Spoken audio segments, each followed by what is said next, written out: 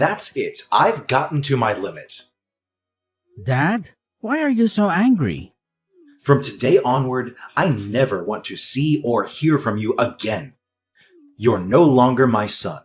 You're dead to me. I cannot have a stain like you on my name. So I'm a stain on your name now, aren't I? And why exactly? Because I took on a few silly tattoos? A few? Your entire body is covered in tattoos, Andrew. Do you know how irresponsible that makes you look? You look like a Loch Ness monster.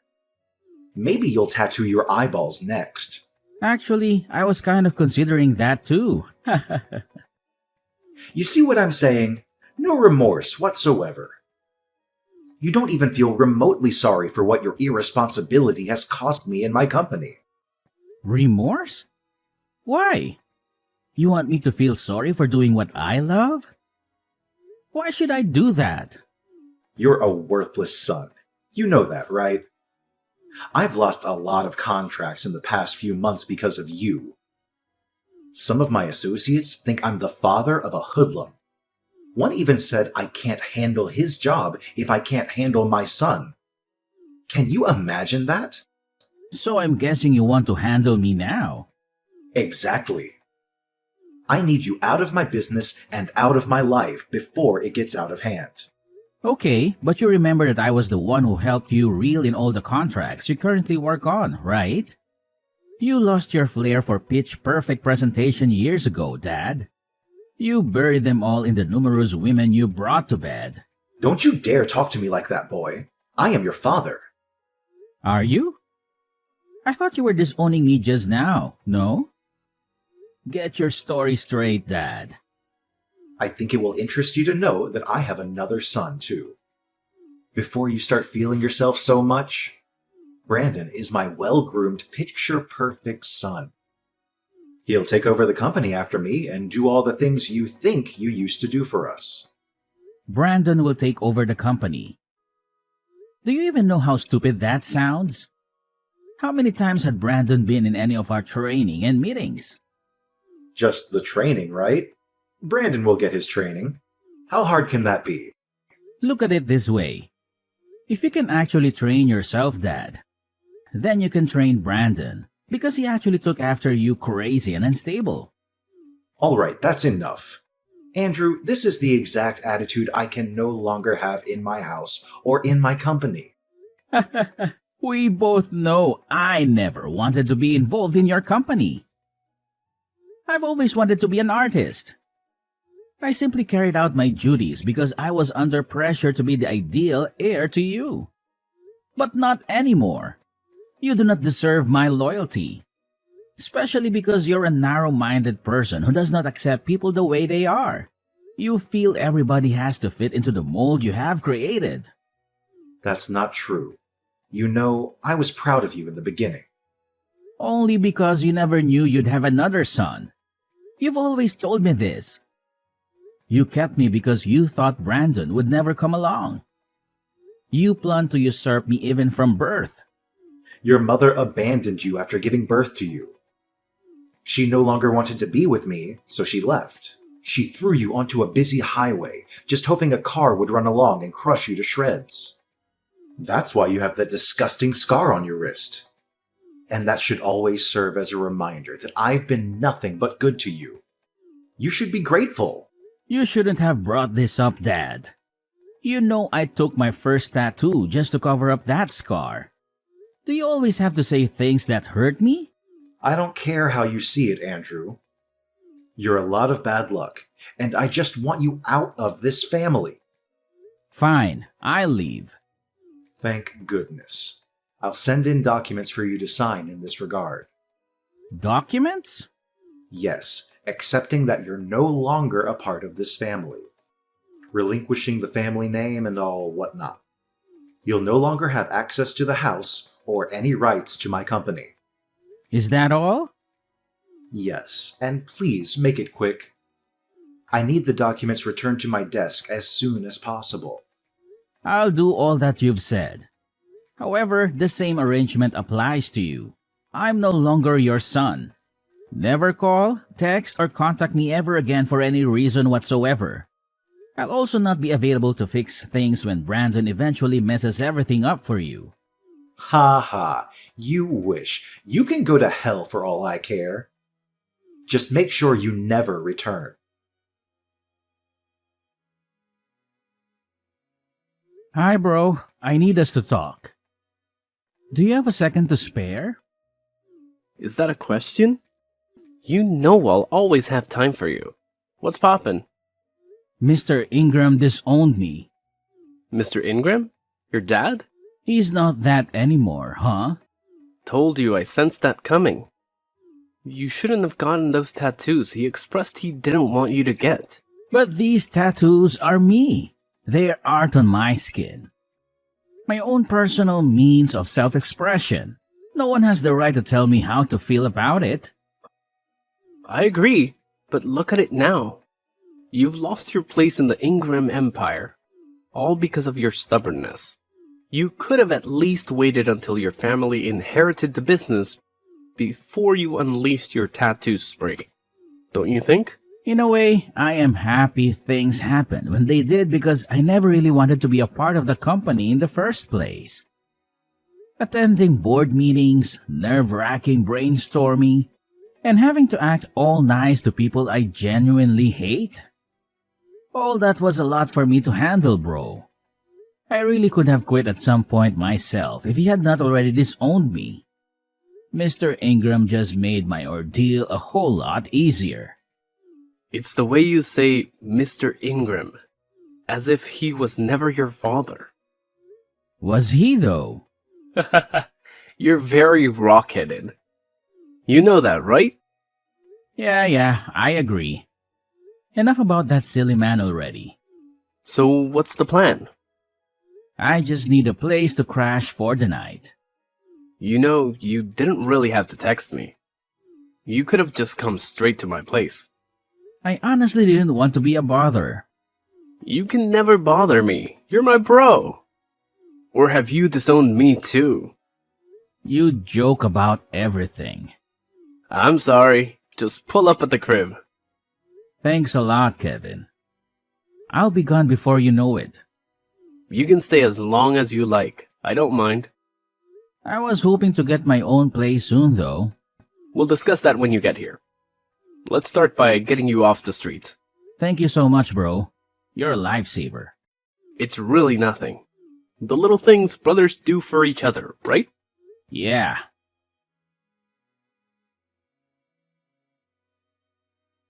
Hello, Kevin. It's good to see you.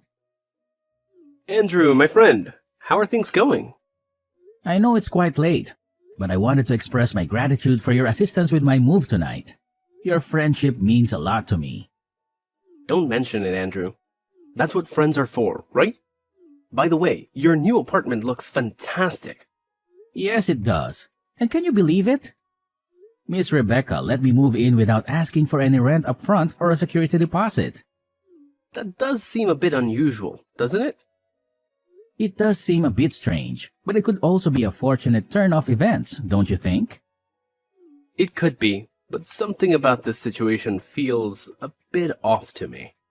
I was actually going to ask you about that. Why do you think Miss Rebecca made us hot coffee and cookies just because I was moving in? Is she always this hospitable to her tenants? How would I know? Well, you're the one who recommended her to me. All I can tell you is that she's a kind woman, and she treated me well when I was dating her daughter. You dated her daughter? Yes, I did. And when I was in a tough spot, she let me stay in one of her apartments. So you're saying she can be a bit overbearing at times? I wouldn't necessarily call her overbearing. But she joined us when we were watching the games. That seemed a bit intrusive to me. Well, you could have asked her to leave if you felt uncomfortable. I didn't want to appear ungrateful. I understand where you're coming from. To be honest, I kind of enjoyed the attention she gave me. Oh, really, Andrew? No, it's not like that. It's just that For the first time in my life, I felt cared for by a woman. It was almost like having a mother. She's called me numerous times to check on how I'm settling in. It feels like we've known each other for years. For once in my life, I felt loved and appreciated despite all my tattoos and everything else. I get what you're saying, Andrew.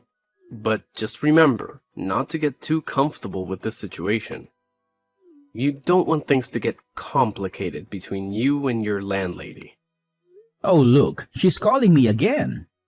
At this hour? Do you think she might need something from you? I'm not sure. All I know is that every game has an end. Let's just hope it's not what we're thinking. Yes, let's hope so.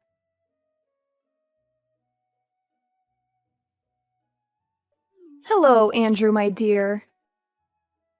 There's something I've been wanting to show you for quite some time now. Here, take a look at this picture. What exactly am I looking at here? Andrew, please don't play coy with me.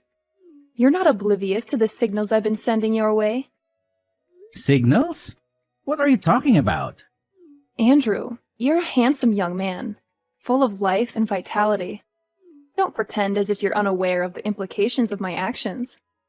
I'm sorry, Miss Rebecca, but I must clarify that our relationship is strictly professional. You're my landlady and nothing more. Furthermore, there's a significant age difference between us.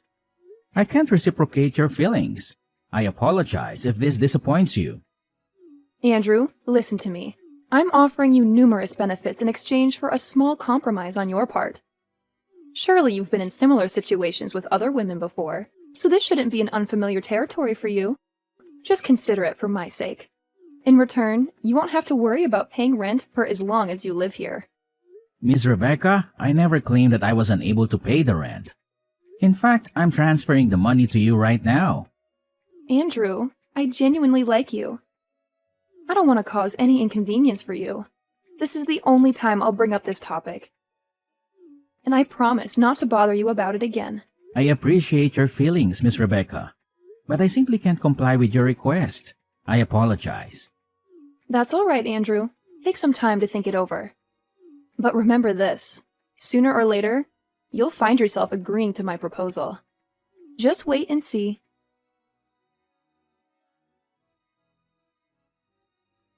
Hello, Andrew. I hope you're doing well. Miss Rebecca, what do you want from me this time? You've been calling me nonstop. I don't want anything from you, Andrew. I just felt the need to apologize to you for my inappropriate behavior. Apologize? For what? For the way I acted earlier. I realize now that it was wrong of me to make advances on you. It's all right, Miss Rebecca. I'm not angry with you. But you should know that everyone in this complex holds you in high regard. You wouldn't want to tarnish that respect by behaving inappropriately. No, of course not. I don't usually behave like that. It's just that the moment I laid eyes on you, Andrew, I felt an intense attraction towards you. It was as if we had known each other for a lifetime. My initial instinct was to pursue a romantic relationship with you, which is why I was so forward with you. But now I realize that my approach was wrong. You remind me so much of my son. Your son? Yes, my son King. I lost him when he was just 2 years old. I had to leave his father because I feared for my life, but that decision turned out to be the biggest mistake of my life. When I tried to get him back, his father had already left town with him. The fear of never seeing my son again was haunted me ever since. But when I saw you... I'm sorry. I shouldn't burden you with my sad stories. No, it's okay, Miss Rebecca. We all experience loss at some point in our lives. In fact, I never knew my mother either. My father told me she left us when I was 3 years old. Oh, Andrew. I'm so sorry to hear that. It's all right, Miss Rebecca. Sometimes sharing our tragic experiences with others helps us overcome them. Would you like to continue your story? Well, there isn't much more to tell. We were married for 3 tumultuous years because his father insisted on it. If he hadn't married me... he wouldn't have been appointed as the CEO of his father's company. But more than that, they needed an heir to carry on the family legacy. So after our son was born, Leonard didn't want anything more to do with me. He became violent and made several attempts on my life. Despite everything, I stayed because of our son. But one day it became too much. Did you say Leonard? Yes, Leonard. He was a cruel and wicked man. Pure evil. That day, he wanted me out of his house immediately, but I refused to leave without my son. In his rage, he smashed a wine bottle against the wall and threw it at me. I managed to dodge it, but then my 2-year-old son walked into the room. He got caught in the crossfire, and the flying glass cut his wrist.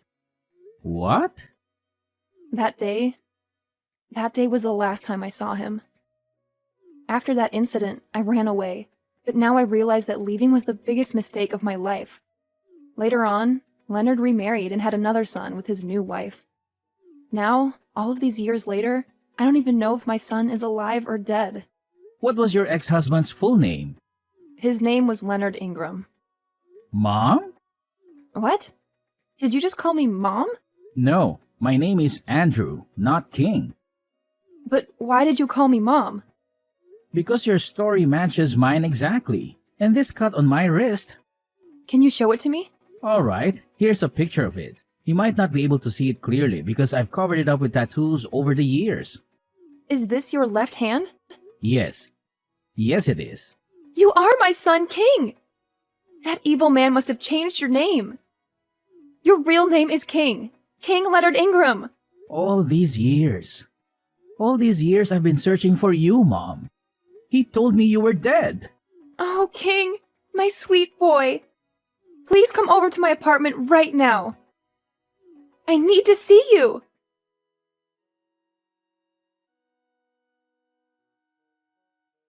Come back home, Andrew. I need you. Excuse me? Who is this? And how did you get my number? How can you not know who I am? I'm your father, boy, and don't play dumb with me.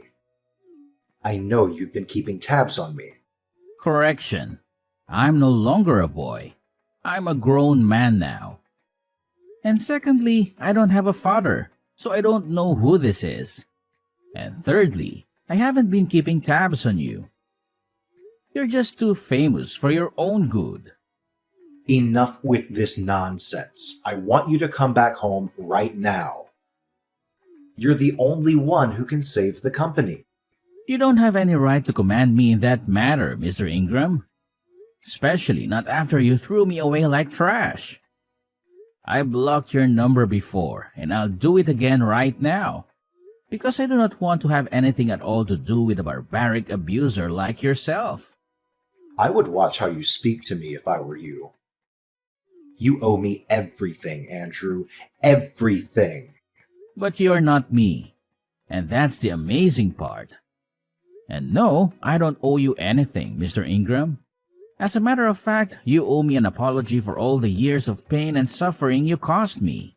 I really didn't go through the trouble of getting a new line and searching for your contact just to banter words with you.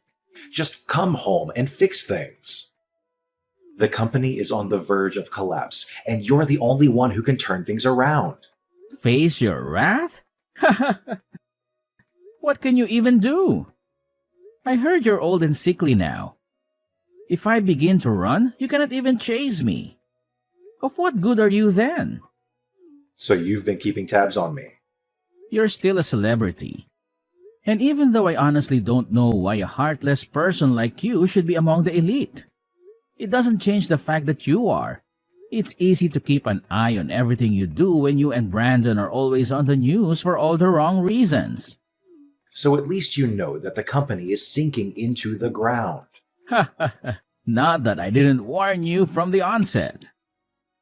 What do you mean by that? I told you that Brandon was not the best person to run the company. But you never listened. You let go of your key to generational success simply because of your narrow-minded ideas. P.S. The key was me. Okay, Fine. You've won, okay? Brandon was the worst choice of my life. He kept stealing money from the company's purse to give to his several girlfriends and mistresses. Meanwhile, he told me he was making investments. And because you love your son so much, you didn't care to make sure he was doing what he said he was. How crazy can you get? Just come home and fix things. We signed an agreement, didn't we, Dad? 5 years ago? No. We agreed that I don't have any right to take any action as your son, and neither am I allowed to take up any position in your company. You also issued a police restriction order forbidding me from being found, even as little as 5 feet away from any of your properties. I made those rules, Andrew. I can break them. I just need your help. And you will give it to me as payment for the 2.5 decades you were under my care. I do not owe you anything, Mr. Ingram. Also, as a responsible citizen, I have no intention of defaulting on government-issued orders. Because, unlike you, I have a lot to lose and a reputation to protect. A reputation? With your creepy tattoos and ungodly mannerisms? How much better could you have gotten in 5 years? I'm sure you're still cleaning floors or washing toilets or something. You should be grateful I'm giving you a second chance. I have a lot to do right now, Mr. Ingram. Please, let me be. And as for coming to help you or whatnot, the answer is no. As a matter of fact, what do you say I block this number too? No, Andrew, don't do that. See, I'm sorry for all that I've done to you. Really. It's just that the company is on the brink of a final liquidation. It's either this or someone else who buys up my business. Something I've worked so hard for. So, has any company come to buy it up? Some guys, RNA Group. They're so strong and they have a lot of money. If I don't do anything quickly, they'll take over everything in a snap. I can't watch that happen. But I'm too weak to do anything right now. I need your help, Andrew, please. I'm sorry, Mr. Ingram, but I cannot be of any help to you at this moment. You're so ungrateful. I've always known you're a weakling, a failure. I've always known you would be my downfall. A disgrace to this family.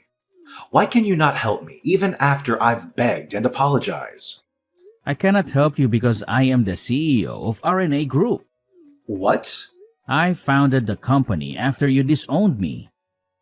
And for your information, RNA is an acronym for Rebecca and Andrew. Rebecca? My ex-wife, Rebecca? Yes, I found her. And she told me the actual truth about the wicked and evil way you treated her when you were both married. You're such an opportunist, and you don't even deserve to own IG Corporation or any other company for that matter.